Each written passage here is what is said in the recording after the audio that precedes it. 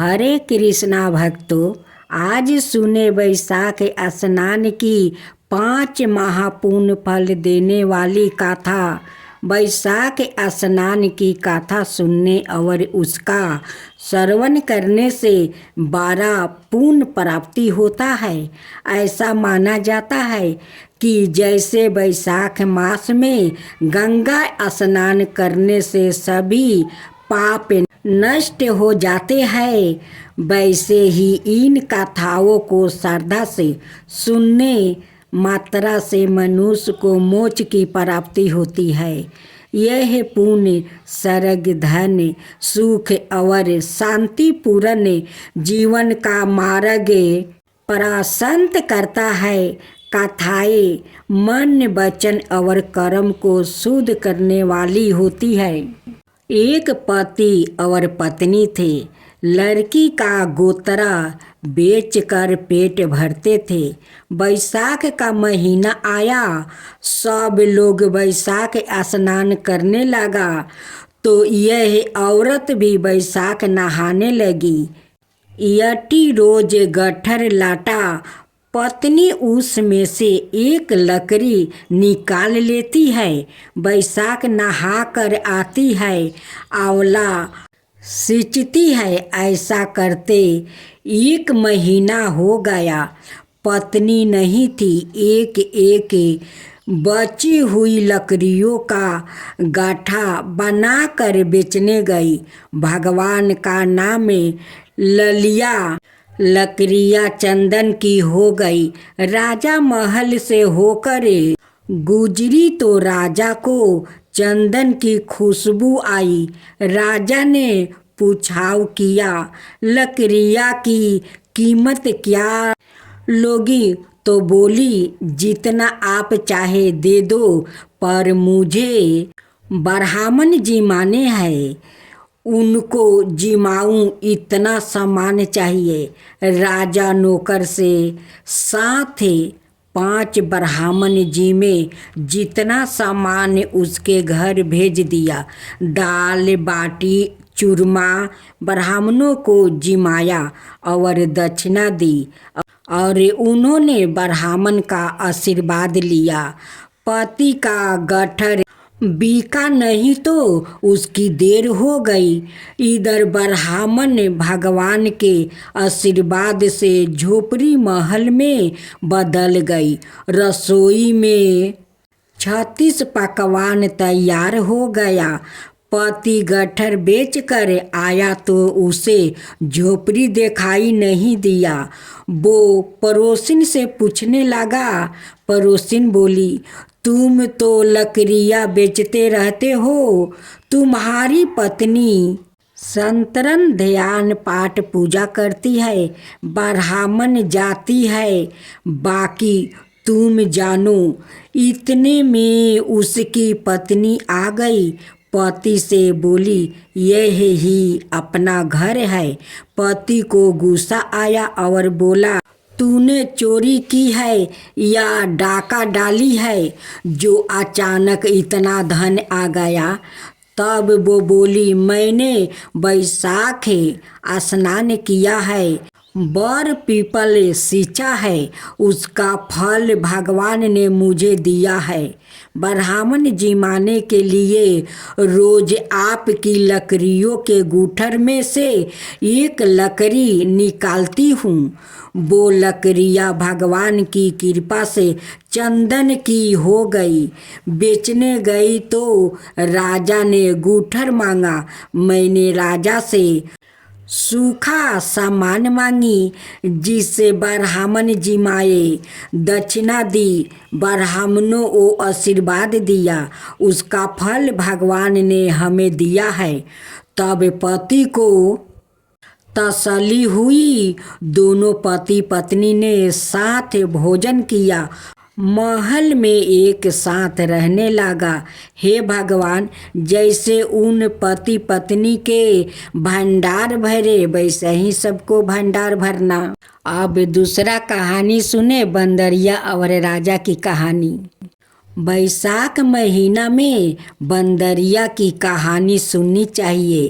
कहानी एक राजा जो रोज सुबह उठकर गंगा जी नहाने जाता था। राजा ने सबको यह बोल रखा था कि मेरे से पहले कोई गंगा जी में नहीं नहाएगा। एक बंदरिया थी जो रोज से पहले नहा लेती थी। जब राजा नहाने जाता था तो उसको पानी हिलता हुआ दिखाई देता था।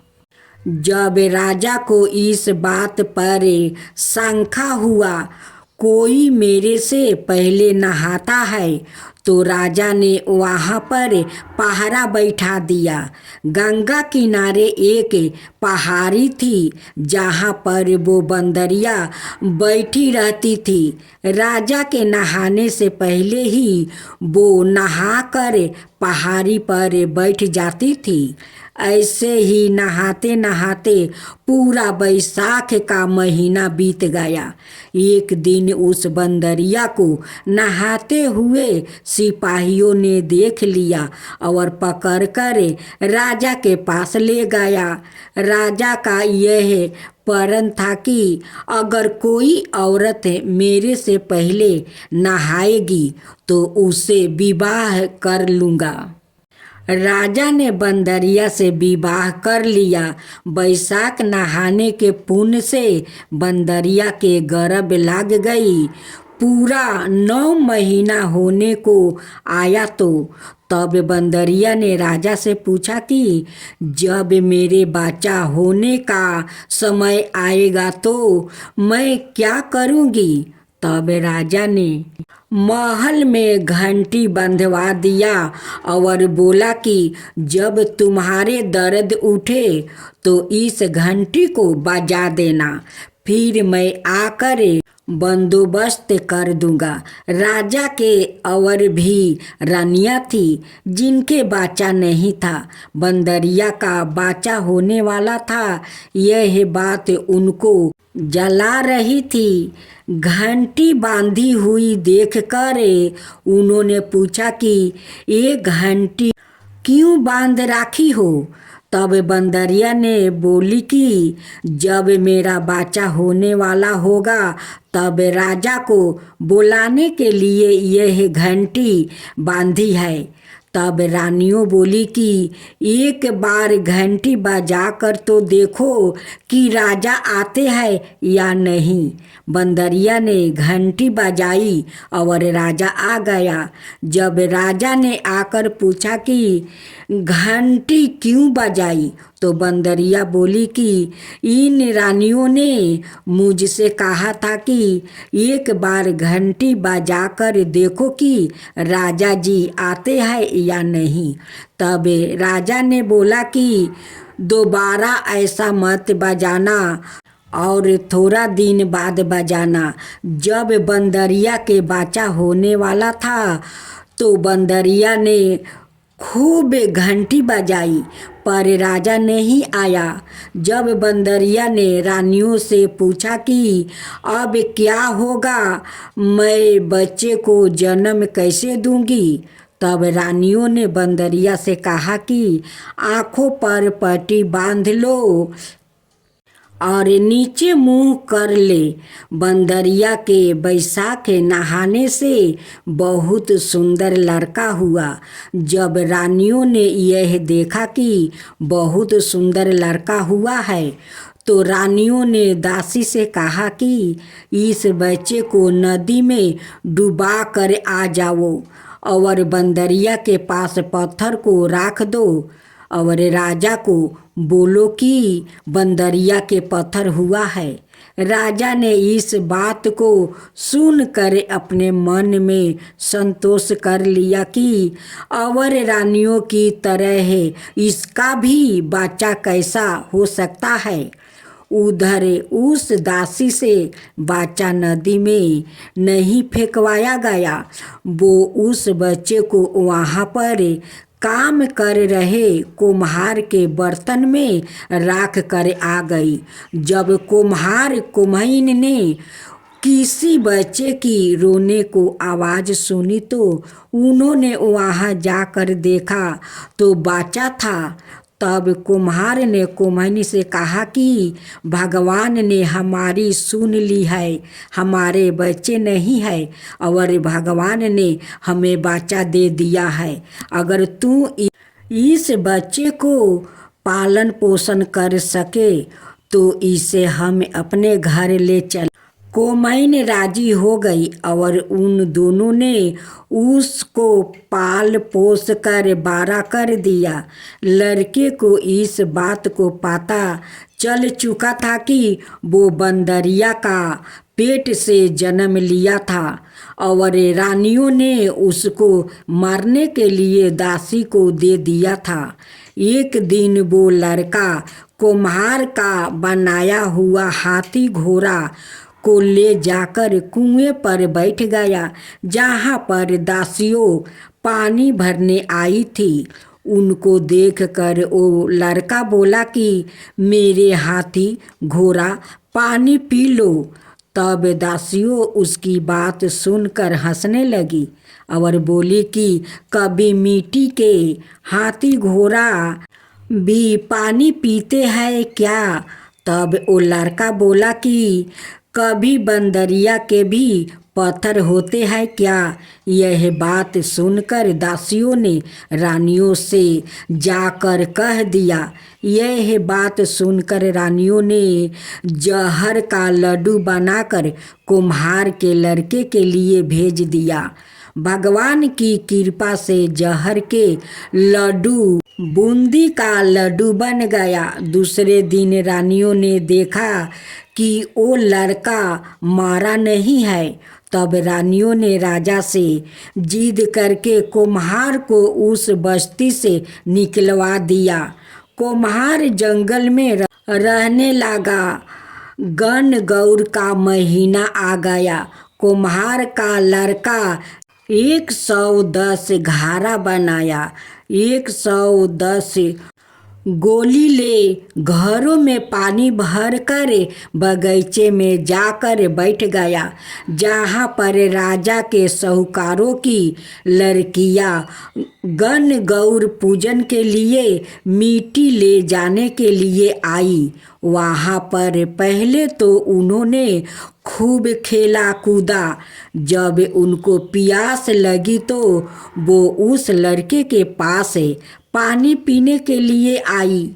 तब वो लड़का बोला कि मेरे पास गोली है, उसको तुम खाती जाओ और मेरे चारों तरफ फिरती जाओ, तब तुमको पानी पियाऊंगा। इस बात से उनमें से कई लड़कियां पहले तो राजी नहीं हुई, पर प्यास मिटाने के लिए मान गई। फिर वो लड़का अपने सामने आग जलाकर बैठ गया और उनको गोली खिलाता गया, अपने चारों तरफ चक्कर लगवाता गया। ऐसा करने से सब लड़कियों के गर्भ रह गई। जब यह बात उन लड़कियों के माता पिता को पता चली तो उन्होंने उन लड़कियों से पूछा कि ऐसा कैसे हुआ।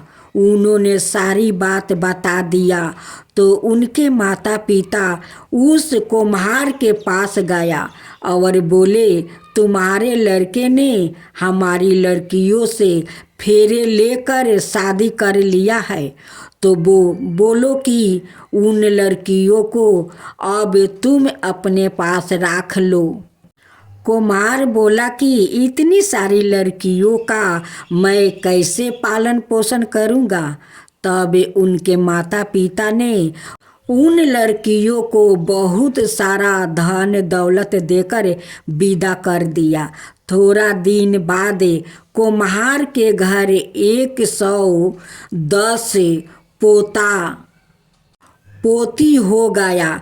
कुम्हार बोला कि हम पूरी नगरी को जिमाएंगे।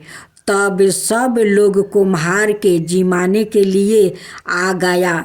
राजा रानी सब आए। केवल बंदरिया को छोड़कर सब आए। जब लड़के ने यह देखा कि बंदरिया नहीं आई है तो उसने राजा के पास जाकर बंदरिया को लाने के लिए कहा। राजा न्योता भेजवाया।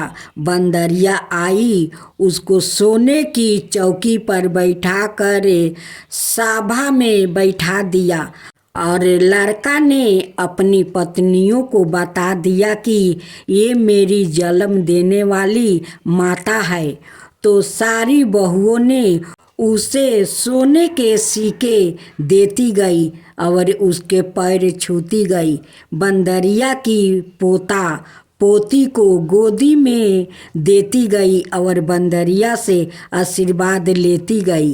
राजा को यह बात समझ में नहीं आई कि ये लड़का बंदरिया की इतनी खातिरदारी क्यों कर रहा है। रानियों के यह बात समझ में आ गई कि ये बंदरिया का लड़का है। राजा ने सबसे बोला कि मेरा तो अपमान हो गया है, मैं यहाँ से जा रहा हूँ। तब लड़के ने राजा को रोका और बोला कि आप क्यों जा रहे हैं। तो राजा ने लड़के से पूछा कि तू बंदरिया की इतनी खातिरदारी क्यों कर रहा है।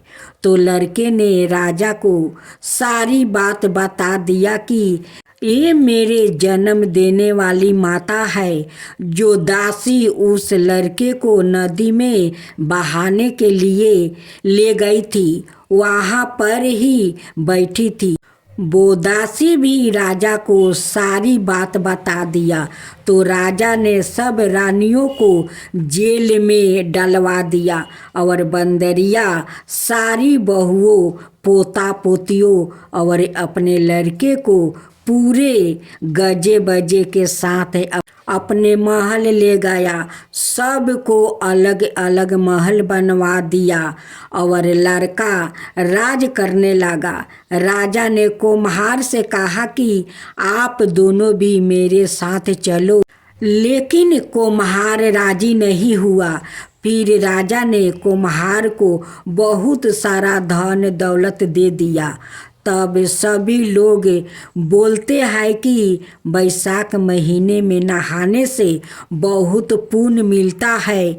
जैसे बंदरिया बैसाख नहाई राजा को राज मिला, उसी तरह आपको भी भगवान सुख संपत्ति प्रदान करेंगे। राधे राधे भक्तजनों, आज आप सुनेंगे माँ तुलसी की चमत्कारी कथा। एक गांव था, उस गांव में एक परिवार रहा करता था। उस परिवार में 3 बहू और 3 बेटे, सास ससुर सभी एक साथ रहा करते थे। एक दिन ऐसा हुआ कि बड़े बेटा और माझिल बेटा दोनों बहुत कमाते थे, लेकिन छोटे बेटा को उतना काम नहीं था, उसलिए वो गरीब था। दोनों बहू छोड़कर अपना देवरानी को वो बाहर चली जाती है। कहती है कि इस घर में रहूंगी तो ये दलिदरता, तुम्हारी जो छोटी बहू है इनके लिए सारे धन हमारा नष्ट हो जाएगा। हमारा पति जितना कमाएगा इस घर में नहीं आटेगा, इसलिए इस घर को छोड़कर हम लोग दूसरा घर जाते हैं। दोनों जेठानी जाकर किराया लेकर रहने लगी। छोटी बहू बहुत तकलीफ कर रही थी। छोटी बहू को सास भी गाली देती थी कि तेरे कारण मेरे दोनों बहू घर छोड़कर चली गई, वो जाकर किराया में रहती है, तू तो कुलच्छनी है। जब से घर में आई है तब से हमारा घर का सुख शांति खत्म हो गया है तेरे कारण। छोटी बहू माँ तुलसी का परम भक्त थी, वो गोपाल भगवान का भी पूजा करती थी। दोनों जेठानी उनकी पूजा पाठ को पसंद नहीं करती थी।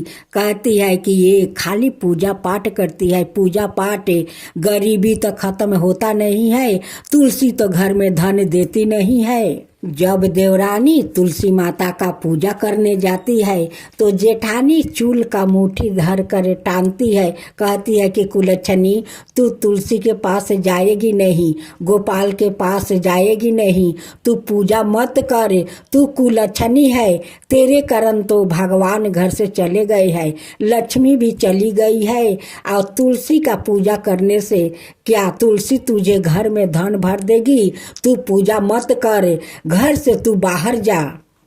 देवरानी माँ तुलसी का मंदिर पकड़ लेती है, रोती है, कहती है कि माँ मुझे रक्षा कर, माँ मुझे रक्षा कर, गोपाल मुझे रक्षा करो, देखो आज मेरे जेठानी पूजा नहीं करने देती है, चूल का मुट्ठी पकड़ कर मुझे टानती है, मारती है, मुझे रक्षा करो।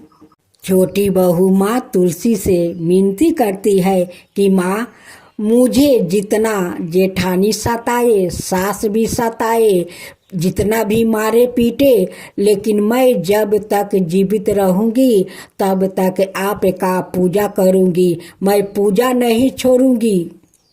एक दिन माँ तुलसी और गोपाल भगवान का दया आ गया उस छोटी बहू पर। माँ तुलसी एक दिन चमत्कार अपना दिखाने लगी। एक दिन जेठानी आती है और दीवार के पीछे खड़ा होकर देखती है कि तुलसी तो बहुत सारे हीरा मोती मोहरे उनकी मंदिर से आ रहा है। ये देख कर जेठानी का आंख फटे के फटे रह गया। ये चमत्कार को सास ससुर भी देखकर बहुत आश्चर्य में पड़ गया कि ये तो माँ तुलसी चमत्कार कर रही है, मेरी बहू तो वो लक्ष्मी है, वो लक्ष्मी के रूप है। आज उनकर सत्य पर माँ लक्ष्मी देखो कितना आ रही है और माँ तुलसी ये सारे हीरा मोती मोहर सब बरसा रही है। अब तो जेठानी एक दिन छोटी बहू का घर आती है और कहती है कि देवरानी तू सत्य है रे, तू सत्य है, तू तो लक्ष्मी है, तू क्या करती है कि तेरे घर में इतना सारा धन आता है। उनकी ससुर कहते हैं कि मेरी छोटी बहू तो साक्षात लक्ष्मी है, वो माँ तुलसी है, वो सत्य है। आज उनकी सत्य पर माँ तुलसी इतना सारा हीरा मोती मोहर वो बरसा रही है, वो तो गोपाल भगवान का कृपा है। माँ तुलसी बिना तो गोपाल भगवान भी भोग नहीं लगाते हैं, उनकी तुलसी होते हैं तभी वो भोग लगाते हैं।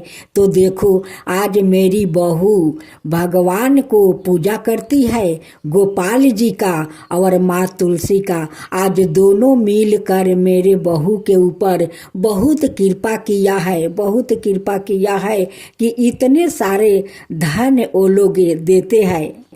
बड़ी जेठानी घर जाकर अपना माजिल जेठानी से कहती है कि देखो हम लोग तो उस देवरानी को छोड़कर हम लोग आ गया, यहाँ किराया पर है, और देखो आज देवरानी कितना महान है कि उनकी पूजा पाठ पर भगवान खुश है, माँ तुलसी खुश है। हम लोग उनके साथ ना जाने कितने हरकत किया है, कितना तकलीफ दिया है, कितना मारा पीटा है कि देखो आज हम लोग के पति को काम नहीं मिलता है, जो काम मिलता था वो भी छीन गया।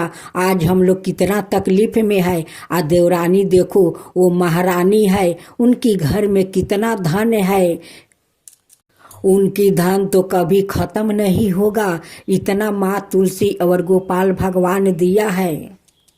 दोनों जेठानी आती है और अपना देवरानी से माफ़ी मांगती है, कहती है कि देवरानी तू मुझे क्षमा कर दे, मैं तेरा साथ बहुत हम लोग गलत किया है, बहुत मारा पीटा है, उसके लिए देख आज हम लोग भोग रहा हूँ।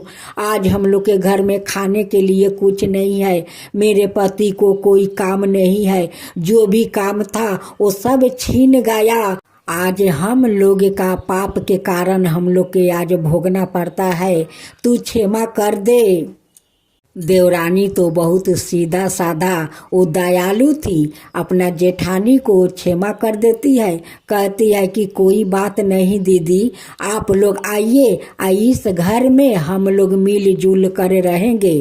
राधे भक्त जनों, आज आप सुने बुधवार के दिन गणेश भगवान की महापुण्य फल देने वाली व्रत कथा। जो गणेश भगवान के कथा सुनते हैं, उनकी आरती करते हैं, उन पर गणेश भगवान प्रसन्न होते हैं। उनकी सारे मनोकामनाएं के गणेश भगवान वो पूरा कर देते हैं। तो बोलो गणेश भगवान की जय, गणेश भगवान की जय। गणेश जी रिद्धि सिद्धि के देवता और विघ्न विनाशक देवता है, जो पूजा अर्चना से प्रसन्न होकर भक्त की हर बाधा को दूर करे, सुख सौभाग्य और धन धनाई के भंडार भर देते हैं। उनकी दयाशीलता और दानशीलता को लेकर काफी कथाएं भी प्रचलित है, जिनमें एक बुढ़िया से खीर खाने की लोक कथा काफी प्रसिद्ध है। गणेश जी और खीर की कहानी। एक बार गणेश जी ने पृथ्वी के मनुष्यों को परीक्षा लेने का विचार किया। वो अपना रूप बदल कर पृथ्वी पर भ्रमण करने लगे। उन्होंने एक बालक का रूप बना लिया और एक हाथ में एक चमचा में दूध ले लिया और दूसरे हाथ में एक चुटकी चावल ले लिया और गली गली घूमने लगे। साथ ही साथ आवाज लगाते चल रहे थे, कोई मेरे लिए खीर बना दो, कोई मेरे लिए खीर बना दो, कोई मेरे लिए खीर बना दो। कोई भी उन पर ध्यान नहीं दे रहा था, बल्कि लोग उन पर हंस रहे थे।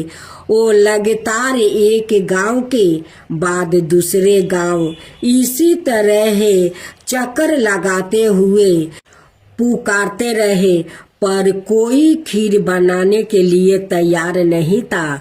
सुबह से शाम हो गई, गणेश जी लगातार घूम रहे। एक बुढ़िया थी, शाम के वक्त अपनी झोपड़ी के बाहर बैठी हुई थी। तभी गणेश जी वहां से पुकारते हुए निकले कि कोई मेरी खीर बना दे, कोई मेरी खीर बना दे। बुढ़िया बहुत कोमल दया वाली स्त्री थी। उन्होंने कहा, बेटा मैं तेरी खीर बना देती हूँ। गणेश जी ने कहा, माई अपने घर में से दूध और चावल लेने के लिए बर्तन लाओ। बुढ़िया एक कटोरी लेकर जब झोपड़ी का बाहर आई तो गणेश जी ने कहा, अपने घर का सबसे बड़ा बर्तन लेकर आओ। बुढ़िया को थोड़ी झंझलाहट हुआ, पर उसने कहा, चलो बच्चे का मन राख लेती हूँ। और अंदर जाकर वो अपने घर से सबसे बड़ा पतीला लेकर बाहर आई। गणेश जी ने चमचे में से दूध पतीले में ढालने शुरू किया। तब बुढ़िया के आश्चर्य की सीमा नहीं रही। तब उसने देखा दूध से पूरा पतीला भर गया है। एक के बाद एक वो बर्तन झोपड़ी बाहर लाती गई और उसमें गणेश जी दूध भरते चले गए। इस तरह से घर के सारे बर्तन दूध से लबा भर गया। गणेश भगवान ने बुढ़िया से कहा, मैं स्नान करके आता हूँ, तब तक तुम खीर बना लो, मैं आपस आकर खाऊंगा। बुढ़िया ने पूछा, मैं इतनी सारी खीर का क्या करूं? इस पर गणपति जी बोले, सारे गांव को दावत दे दो। बुढ़िया ने बड़े प्यार से मन लगाकर खीर बनाई। खीर की भीनी भीनी मीठी मीठी खुशबू चारों दिशाओं में फैल गई। खीर बनाने के बाद वो हर घर में जाकर खीर खाने का न्योता देने लगी। लोग उस पर हंस रहे थे। बुढ़िया के घर में खाने को दाना नहीं है और यह सारे गांव को खीर खाने की दावत दे रही है। लोगों को कुतूहल हुआ और खीर की खुशबू से लोग खींचे चले आए। लो, सारा गांव बुढ़िया के घर में इकट्ठा हो गया। जब बुढ़िया की बहू को दावत की पाता मालूम हुई तब वो सबसे पहले वहां पहुंच गई। उसने खीर से भरे पतीलों को जब देखा तो उसके मुंह में पानी आ गया। उसे बड़ी जोर से भूख लगी हुई थी। उसने एक कटोरी में खीर निकाल ली और दरवाजे के पीछे बैठकर खाने की तैयारी करने लगी। इसी बीच एक छींटा गिर गया और गणपति जी को भोग लग गया और वो प्रसन्न हो गए। अब पूरे गांव को खाने की दावत देकर बुढ़िया वापस अपने घर आई तो उसने देखा बालक वापस आ गया था। बुढ़िया ने कहा, बेटा खीर तैयार है, भोग लगा लो। गणपति जी बोले, माँ भोग तो लाग चुका है, मेरा पेट पूरी तरह से भर गया है, मैं तृप्त हूँ, अब तू खा ले, अपने परिवार और गांव वालों को खिला दे। बुढ़िया ने कहा, यह तो बहुत ज्यादा है, सबका पेट भर जाएगा, इसके बाद भी यह बच जाएगी। उस बीच खीर का मैं क्या करूंगी? इस पर गणेश जी बोले, इस बीच खीर को रात में अपने घर के चारों कोने में रख देना। और बुढ़िया ने ऐसा ही किया। जब सारा गांव जी भर कर खा चुका तब भी ढेर सारी खीर बच गई। उसने उसके पात्रों को अपने घर के चारों तरफ रख दिया। सुबह उठकर उसने क्या देखा? पतीलों में खीर के स्थान पर हीरे जवाहरात और मोती भर गया है। वो बहुत खुश हुई। उसकी सारी दलीदरता दूर हो गई और वो आराम से रहने लगी। उसने गणपति जी का एक भाव मंदिर बनवाया और साथ में एक बड़ा सा तालाब भी खुदवाया। इस तरह उसका नाम दूर दूर तक प्रसिद्ध हो गया। उस जगह वार्षिक मेले लगने लगे। लोग गणेश जी की कृपा प्राप्ति करने के लिए उस स्थान पर पूजा करने और मन्नत मांगने के लिए आने लगे। गणेश जी सबकी मनोकामना पूरी करने लगे। हे गणेश भगवान, जैसे आप उस बुढ़िया पर कृपा किया वैसा ही सब पर करना।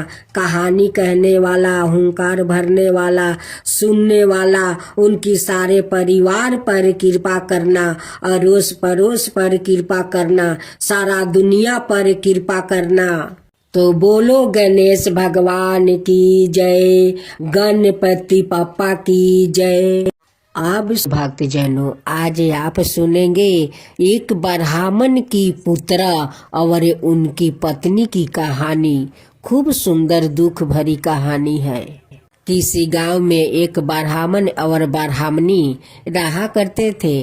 उनकी एक ही पुत्रा था। उनकी पुत्रा के नाम चंदर था। ब्राह्मण और ब्राह्मणी अपना पुत्र से बहुत प्यार करती थी। और दोनों एक दिन सोच रहे थे कि चंदर तो अब 12 हो गया है, उसकी शादी करवा देना चाहिए। उनकी शादी करवा देने से घर में पत्नी आ जाएगी और मेरी बहू आ जाएगी, तो थोड़ा मेरा आराम मिल जाएगा। यही सोचकर ब्राह्मण ब्राह्मणी अपना चंदर को बहुत धामधूम से शादी करवा देते हैं। घर में बहू आती है। बहू के साथ चंदर कम से कम 2 महीना बिताया था। उसी 2 महीने में उनकी पेट में संतान आ गया था, लेकिन किसी को पता नहीं था, नहीं पत्नी का और नहीं पति का। एक दिन चंदर सोकर उठता है, अपना माँ से कहता है कि माँ देखो, अब तो मैं एक पेट से 2 पेट हो गया हूँ, अब मुझे परदेश जाना चाहिए। माँ ये बात सुनकर बहुत खुश हो जाती है, कहती है कि मेरा बेटा तो अब बहुत बड़ा हो गया है, अब अपना संसार संभालने के लिए बात करता है, कमाने के लिए बात करता है। चंदर कहता है कि माँ देखो, और कितना दिन मैं बैठकर खाना खाऊंगा, मैं परदेश जाता हूँ कमाने, मुझे तो अब कमाना चाहिए। देखो हमारा एक पेट से 2 पेट हो गया है। चंदर के पत्नी कहती है कि आप परदेश जाएंगे तो मुझे महके में छोड़ आइएगा, आकर एक बार गावना करा कर ले आइएगा। सासू माँ कहती है कि बहू तो ठीक है बात कहती है, जा बेटा उसको मायके छोड़ाओ। चंदर अपना पत्नी को छोड़कर वो परदेश चला जाता है। वो 1 साल के बाद लौटता है और उनकी पत्नी का इधर एक संतान खूब सुंदर होता है। उनकी बेटा को देखते देखते 6 महीना का हो गया। जब चंदर परदेश से लौटा तो अपना माँ से कहता है कि माँ मैं जाता हूँ पत्नी को गावना कराने। माँ कहती है कि बेटा जा, तू गावना करा कर अपना पत्नी को ले आओ। जब चंदर अपना ससुराल जाता है तो उनकी सासू माँ उनकी बेटा को गोद में डाल देती है। अब तो चंदर कहता है कि ये किसका लड़का है। सासू माँ कहती है कि दामाद जी ये तो आपका ही बेटा है, 6 महीना का हो गया है। अब तो चंदर भड़क जाता है, कहता है कि सासू माँ 2 महीना में कैसे मेरे पत्नी का पेट में संतान आ गया, ये हमारा संतान नहीं है, ये लगता है मेरे जाने के बाद कोई और के साथ रंग रलिया मनाई है, उसकी ये संतान है, ये मेरा संतान नहीं है। उनकी पत्नी रो रो कर कहती है कि नहीं स्वामी, ये आपका संतान है, वो 2 महीना के अंदर में मेरा पेट में आ गया था, वो मुझे भी पता नहीं था कि मैं आपको बताऊं। 2 महीना में मैं कैसे बता सकती हूँ। जब मैं महके में आई तब मैं समझा कि मैं माँ बन चुकी हूँ। देखिए आपका बेटा 6 महीना का हो गया है, ये आपका ही बेटा है। मैं तो किसी दूसरा मर्द को और देखती नहीं हूँ, तो उसकी साथ मैं कैसे रंग रलिया मना सकती हूँ, ये आपका ही बेटा है। चंदर अपना बेटा को घर लेकर आता है और पत्नी को कहता है कि ये नाजायज बच्चा को मैं अपना घर में नहीं रखूंगी, क्योंकि कलंक मेरा लग जाएगा, इसे मैं गंगा में बहा देता हूँ। चंदर को माँ कहती है कि बहू झूठ नहीं बोल रही है, चंदर ये तेरा ही तो संतान है। कहता है कि नहीं माँ, ये झूठ बोल रही है। चंदन उस बच्चा को हाथ में टांग लेता है और गंगा बहाने के लिए चल देते हैं। आगे आगे चंदन जाता है या पीछे से उनकी पत्नी रोते हुए जाती है, कहती है कि स्वामी ये आपका ही बच्चा है, ये दूसरा कोई और का नहीं है, ये आपका ही संतान है, इसे गंगा में मत बहाइए स्वामी, गंगा में मत बहाइए।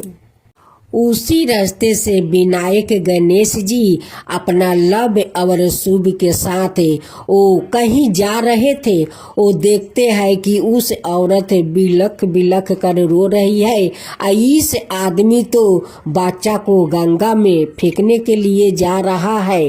गणेश जी कहते हैं, ठहर मूर्ख, तेरी पत्नी रो रो कर कह रही है कि ये आपका ही संतान है, फिर भी तेरा अपना पत्नी पर विश्वास नहीं है। चंदर कहते हैं कि नहीं भगवान, ये मेरा संतान हो नहीं सकता है। मैं तो शादी करके परदेश चला गया तो मेरा संतान कैसे होगा? मैं घर पर रहता तभी तो संतान होगा। विनायक गणेश भगवान कहते हैं कि नहीं रे मूर्ख, एक दिन में संतान आ जाता है और वो तो 2 महीना तू अपना पत्नी के साथ बिताया है। चंदन तो अब गणेश भगवान को बात नहीं सुन रहे हैं। वो चलने लगा। गणेश भगवान उसे अभिशाप देते हैं कि अगर बच्चा को गंगा फेंकने जाता है तो तू यही पर फेंकने से पहले तू सील बन जा। अब तो चंदन वही पर सील बनकर खड़ा रहा। उनकी पत्नी कहती है कि प्रभु, मेरे पति कितना दिन तक सील बनकर रहेगा? ये जैसा भी है ये मेरा पति है प्रभु, इसे सील से मनुष्य बना दीजिए। गणेश जी कहते हैं कि मैं श्राप दे दिया है, श्राप आपस नहीं लिया जाता है। 1 साल के बाद जब कोई भगवान इस जंगल से गुजरेंगे और वो इसे लात मारेंगे तभी अपना ए रूप में आएगा। कह कर गणेश भगवान चले गए। चंदर के पत्नी अपना बेटा को लेकर घर आ गई।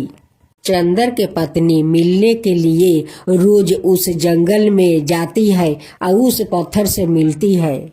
जब बहू घर आती है तो सासू माँ पूछती है कि चंदर कहाँ है? कहती है कि वो तो सील बन गया है। रास्ते में गणेश भगवान भेटाए थे। वो बहुत समझाए लेकिन आपका बेटा नहीं समझे। वो जिद करके मेरे बेटे को गंगा फेंकने जा रहा था। गणेश भगवान का गुस्सा आ गया और उन्हें श्राप दे दिया कि तू 1 साल तक सील बनकर यहीं पर खड़ा रहेगा।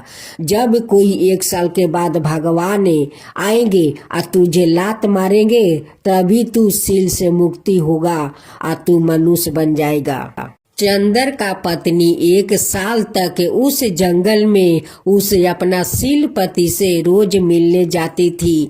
उनकी मन नहीं मानता था। उनका मन में तो कोई छल कपट नहीं था और नहीं किसी मर्द के ऊपर वो देखती थी। लेकिन चंदर को तो अपना क्रोध के कारण सील बनना पड़ा। एक दिन उसी रास्ता से गणेश अपना दोनों पत्नी के साथ गंगा स्नान करने जा रहे थे। रिद्धि सिद्धि का उस सील पर नजर पड़ा। वो कहने लगी कि स्वामी देखिए ये सील कितना सुंदर है, आदमी के जैसा है। गणेश जी कहते हैं कि ये कोई कारण के लिए ये सील बना है, लगता है कोई पाप किया है, उसी के कारण ये सील बना है। चंदर तो विनायक जी के श्राप के कारण वो सील बना हुआ था। गणेश जी का दोनों पत्नी कहती है कि स्वामी इस सील को मुक्ति करवा दीजिए, इसे मनुष्य रूप में लाइए प्रभु, लाइए। गणेश भगवान ने उस सील का 3 बार परिक्रमा किया और करने के बाद ऐसे पैर मारा कि चंदर अपना मुक्ति पा गया, वो मनुष्य रूप में आ गया। उसी समय उनकी पत्नी अपना पति को देखने उस जंगल में जा रही थी। वो जाते जाते देखती है कि वहाँ पर तो गणेश भगवान अपना दोनों पत्नी के साथ है और गणेश भगवान तो मेरे पति को मुक्ति दिला दिया। विनायक जी सील बनाए और गणेश भगवान मुक्ति दिलाए। चंदर और चंदर का पत्नी दोनों गणेश भगवान का पैर पकड़ लेते हैं। कहते हैं कि भगवान, हमसे बहुत बड़ा पाप हो गया है कि अपना पत्नी को मैं पाप में ढकेल रहा था, मैं पाप लगा रहा था। मेरे पत्नी पापी नहीं है, ये किसी और को संतान नहीं है, वो संतान तो मेरा ही है। आज मैं अनाथ करने जा रहा था प्रभु, आज अपना बेटा को मैं गंगा में फेंक देता।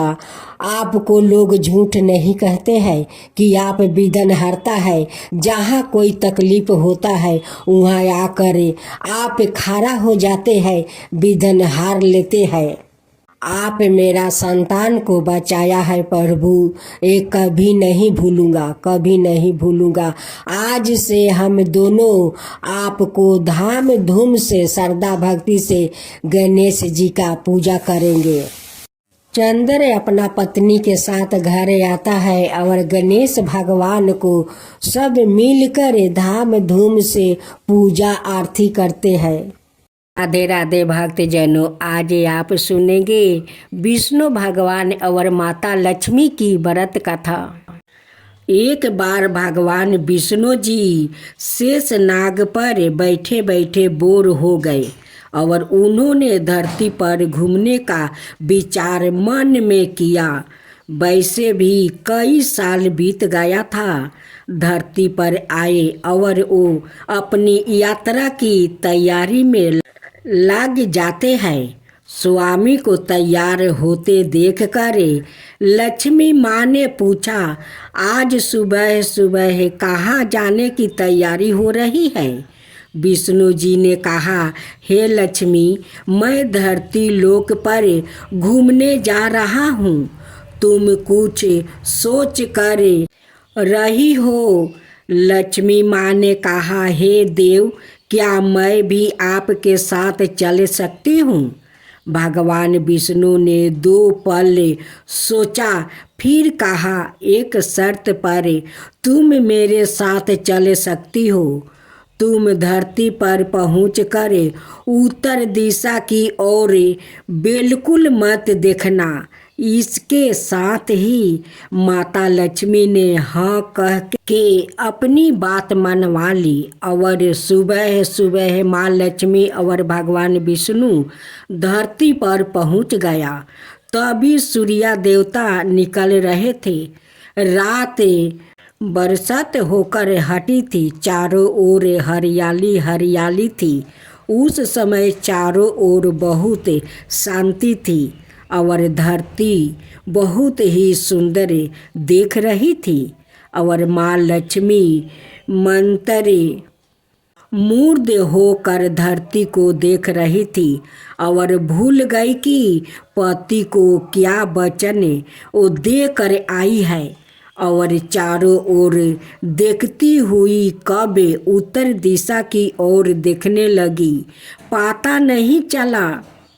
उत्तर दिशा में माँ लक्ष्मी को एक बहुत ही सुंदर बगीचा नजर आया और उस तरफ से विभिन्न विभिन्न खुशबू आ रही थी और बहुत ही सुंदर सुंदर फूल खिले थे।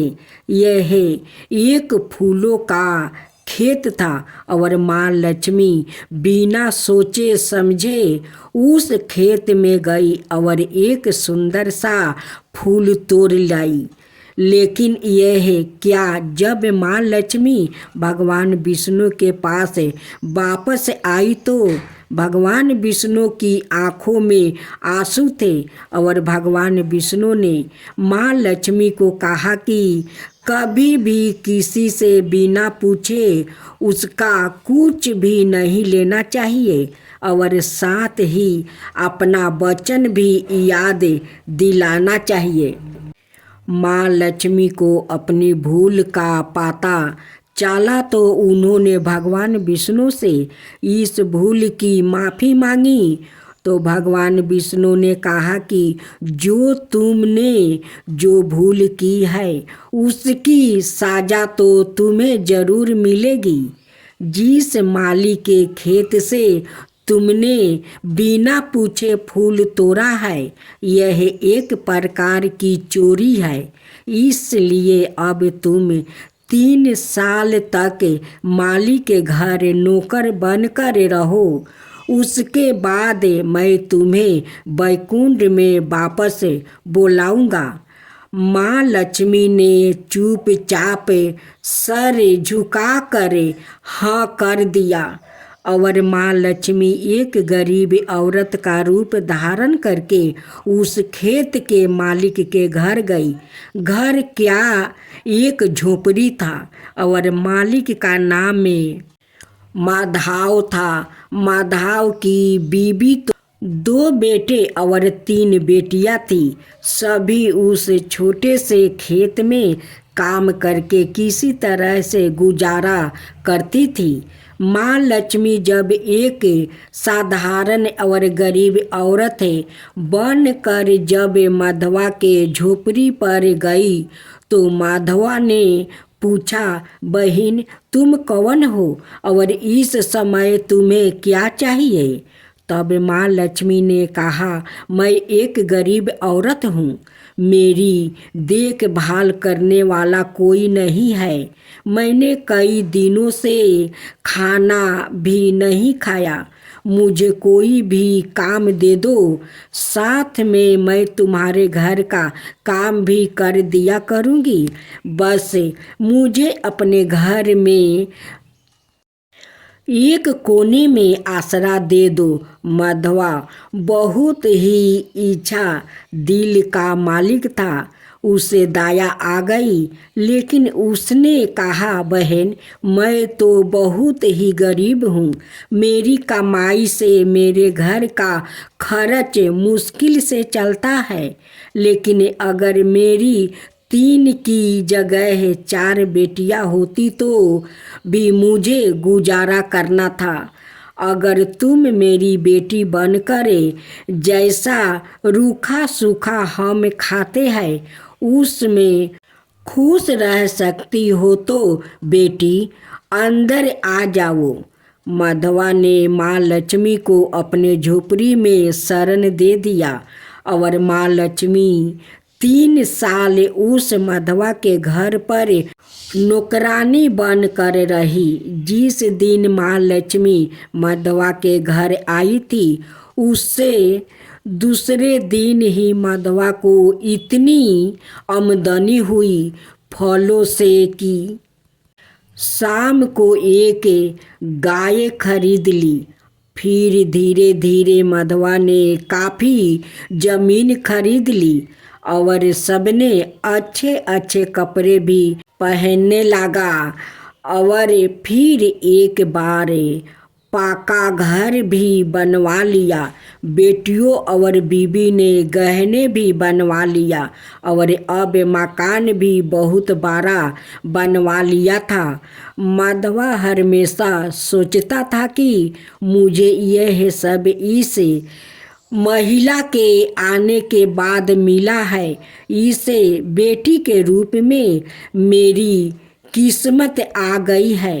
मेरी और अब 2 साल बीत गया था, लेकिन माँ लक्ष्मी अब भी घर में और खेत में काम करती थी। एक दिन माधवा जब अपने खेतों से काम खत्म करके घर आया तो उसने अपने घर के सामने द्वार पर एक देवी सावारूप गहनों से लदी एक औरत को देखा।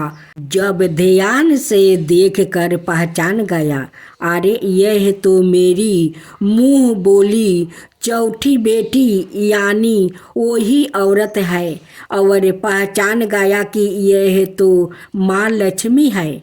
अब तक माधवा का पूरा परिवार बाहर आ गया था और सब हैरान होकर माँ लक्ष्मी को देख रहे थे। माधवा बोला, हे माँ, हमें माफ़ करो, हमने आपसे अनजाने में ही घर और खेत में काम करवाया है। माँ, यह कैसा अपराध हो गया? हे माँ, हम सबको माफ़ कर दो। अब माँ लक्ष्मी मुस्कुराई और बोली, हे मधवा, तुम बहुत ही अच्छे और दयालु व्यक्ति हो। तुमने मुझे अपनी बेटी की तरह से रखा है। आपने परिवार के सदस्य की तरह से। इसके बदले मैं तुम्हें वरदान देती हूँ कि तुम्हारे पास कभी भी खुशियाँ की और धन की कमी ना रहेगी। तुम्हें सारे सुख मिलेंगे जिसके तुम्हें अधिकार हो। और फिर माँ अपने स्वामी के द्वारे भेजे रथ में बैठकर बैकुंठ चली गई। अब आप सुनेंगे तुलसी। अब सुने दूसरा अध्याय। पुराने समय की बात है। देवताओं और राक्षसों में आपसी मतभेद कारण शत्रुता बढ़ गई। ओ आए दिन दोनों पक्षों में लड़ाई होती रहती थी। एक दिन राक्षसों के आक्रमण से सभी देवता भयभीत हो गया। वो भागते भागते ब्रह्मा जी के पास गया। ब्रह्मा जी राय से सभी लोग जगत गुरु के चरण में जाकर प्रार्थना करने लगा। देवताओं की प्रार्थना से प्रसन्न होकर भगवान ने कहा, देवताओं, तुम लोग दानव राज बलि प्रेम पूर्वक मिलो। उनको ही अपना नेता मानकर समुद्र मंथन की तैयारी करो। समुद्र मंथन के अंत में अमृत निकलेगा, उसे पीकर तुम लोग अमर हो जाओगे। यह कहकर भगवान अंतर ध्यान हो गया। इसके बाद देवताओं ने बलि को नेता मानकर वासुकी नागों को रस्सी बनाकर और मंदराचल को मंथनी बनाकर समुद्र मंथन शुरू किया। परंतु जैसे ही मंथन शुरू हुआ कि मंदराचल ही समुद्र में डूबने लगा। सभी लोग परेशान हो गया। अंत में निराश होकर लोगों ने भगवान का सहारा लिया। भगवान तो सब जानते ही थे। उन्होंने हंसकर कहा, सब कार्यों के प्रारंभ में गणेश जी की पूजा करनी चाहिए। बिना उनकी पूजा के कार्य सिद्ध नहीं होता। यह सुनकर वो लोग गणेश जी की पूजा करने लगा। उधर गणेश जी की पूजा हो रही थी। इधर लीलाधारी भगवान ने कच्छप रूप धारण कर मंदराचल को अपनी पीठ पर उठा लिया। तत्पश्चात समुद्र मंथन शुरू हुआ। मथते मथते बहुत देर हो गई, अमृत ना निकला। तब भगवान ने सहस्त्र बाहु होकर सवाए ही दोनों तरफ से मंथन आरंभ किया। उसी समय हालाहल विष निकला, जिसे पीकर भगवान शिव नीलकंठ कहलाया। उसी प्रकार कामधेनु, ऊंचा सरब नाम का घोड़ा, ऐरावत हाथी, कस्तुभामिनी, कल्प वृक्ष, अप्सराएं, भगवती लक्ष्मी, वरुणी, धनुष, चंद्रमा, शंख, धन्वंतरि और अंत में अमृत निकाला। अमृत के लिए देवता और दानव दोनों झगड़ने लगा।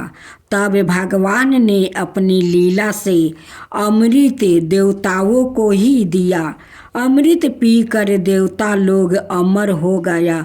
वो युद्ध में विजय हुआ।